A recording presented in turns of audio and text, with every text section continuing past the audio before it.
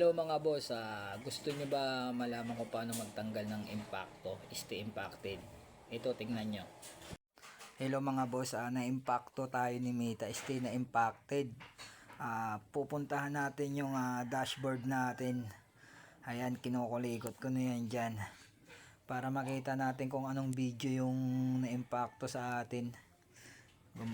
Ayan o, yan yung video. I-view natin yan para makita natin kung ayan, tanggal angas mo pag pumalagsiyan si Rodtang. Ayan yun. Pupunta tayo sa main post para makita natin kung nasaan yan. Doon natin i-delete siya para mawala na yung impacto natin. Yan yung si Rodtang na napaka-humble. Hindi alam nung Kulukoy na kickboxer yan. Hindi pumalag yung si Idol Rodtang yan. Yan dinidelete ko diyan. Pinipindot ko yung 3 arrow diyan pero hindi pala diyan. Kailangan pala pindutin yung main video. Ayan. Yan diyan. Pumunta mismo sa reel at saka yan. Delete reel. Yan yun.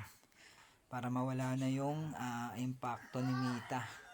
Nakagawa tayo ng violation na naman. Paano tayo na mamomonetize niyan?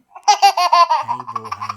Antay sa deleting Wait lang, medyo mahina signal natin. Ayan na, okay na.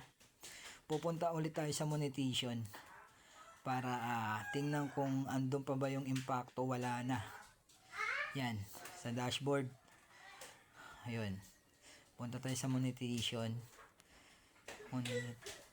Asa na? Wala na. Goods na. Earning, great job.